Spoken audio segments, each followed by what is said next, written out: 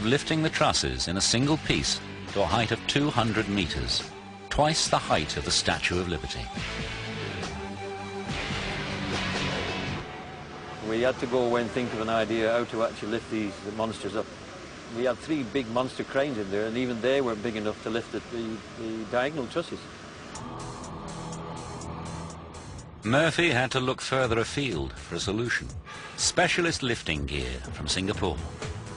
His team set up winches, like those used on offshore drilling rigs, high on cantilever frames 15 meters from the building.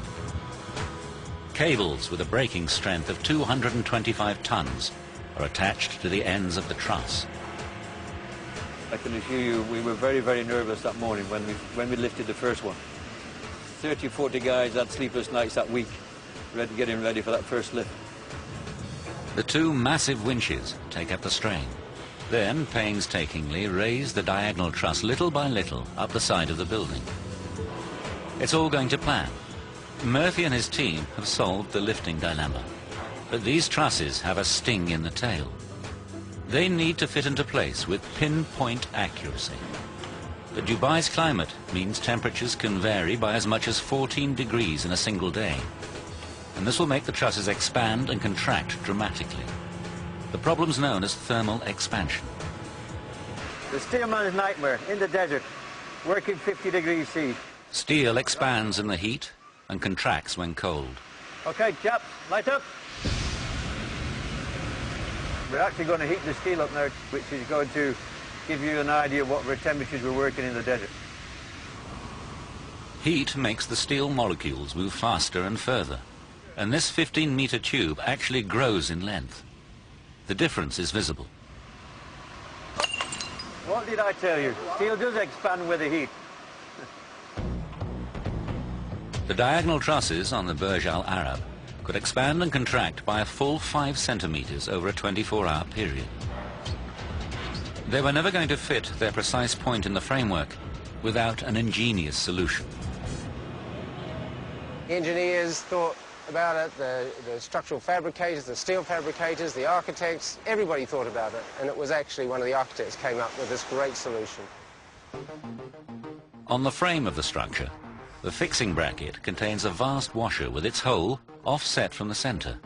This swivels until it lines up with the hole in the diagonal truss. Then, the cast steel pin, 30 centimeters in diameter, is inserted through both holes, locking them together. This clever device buys the team the crucial 5 centimeters of play they require for the installation, and the truss is now fixed securely in place.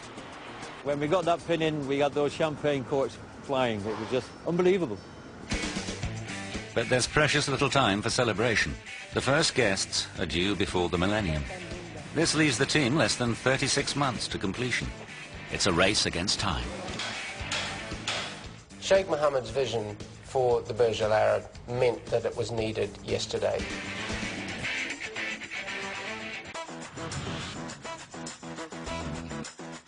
January 1997, and a colossus is emerging out of the Arabian Gulf. The Burj Al Arab will become the tallest hotel in the world, the last word in luxury and a proud symbol for Dubai. Architect Tom Wright wants the building to be beautiful. The steel sections of the exoskeleton that will support it must be as minimal as possible. The view from these £1,000 a night suites would have to live up to the price tag. When you're in the suite, looking through the windows, they are right in front of you, so they have to be exceptionally well detailed and well put together. But this created a dilemma. If Wright make the exoskeleton too light, the wind's force at 300 meters above the Gulf could shake the building apart. Too bulky, and the elegant form of his yacht-shaped structure would be ruined. Once again, Wright and the engineers who must make his hotel safe were on a collision course. When you're designing a building that is taller than the Eiffel Tower, and you've never done one before, you want to make sure that you've got it right. The form with its steel exoskeleton was so groundbreaking. For the first time in Dubai's history, engineers decided to do tests in a wind tunnel. Wind engineer Volker Buttgereit knows the Burj Al Arab is one of a kind. Before this building came along, most of the buildings in the Gulf were fairly orthodox shape. They were square, they were rectangular, they were nowhere near this scale. So doing a wind tunnel test for a building in those days in the Gulf was almost outrageous. But for this extraordinary structure, it was essential. The wind tunnel simulated the wind effects of the Gulf around this 1:50 scale model. This building has seen some pretty severe loads, almost twice what it would be seen in London. We measured suctions which were the order of a weight of a car hanging off, trying to suck the panel off the building. So that's quite something.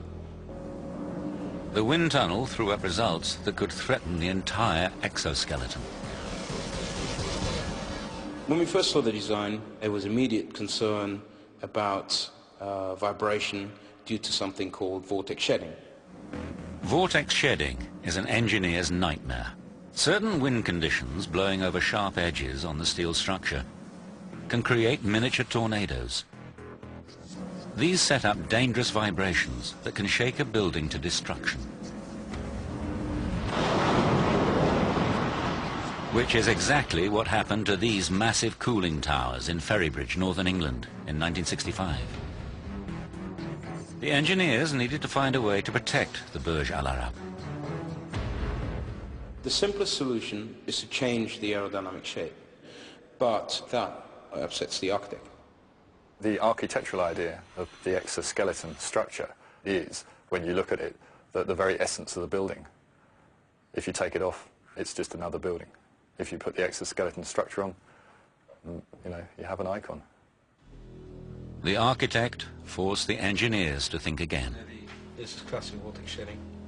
We realized we had to come up with something clever that was not visible but somehow reduced the motion. They turned to an ingenious hanging weight called a tuned mass damper. These are installed at vulnerable points in the exoskeleton. When the wind blows and vortex shedding starts to create dangerous vibrations, the 5-ton weight will swing instead of the structure and damp down the vibrations to well within safety limits. 11 of these systems are fitted from the top of the 60-meter mast all the way down through each of the steel bow structures. These dampers safely cancel out the threat.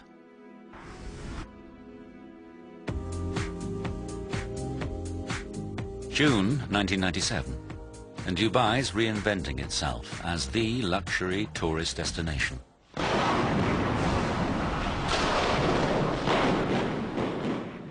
This old hotel has to bite the dust as the Burj Al Arab, the symbol of the new Dubai, approaches its final form. Just 30 months before the deadline, the crew begins constructing the toughest engineering challenge. Sheikh Mohammed wants the building to impress, so the design calls for a restaurant that looks as if it's suspended in the sky. I like the idea of the visitor sitting out in space, looking across the view towards the Arabian Gulf and Dubai, and sort of almost... And Tom decided that he wanted to take it and stick it outside of the centre of gravity of the supporting structure. So there it was, dangling in the breeze with only the structural engineers to hold it up. And if the engineers were to get the calculations wrong, the whole thing could tumble 200 meters to Earth. MacArthur found a solution to the pull of gravity that pushes conventional engineering to new heights. In the concrete core at the back of the building, he cast a series of steel brackets known as embedments. 10 enormous steel girders radiate off them, up to 1.6 meters high. These beams form the base of the rigid steel floor. The wing-like exterior was attached to it, and the entire restaurant could then be enclosed in aluminium and glass. This gravity-defying structure will survive winds of close to 100 miles an hour. It's an engineering triumph. But they were just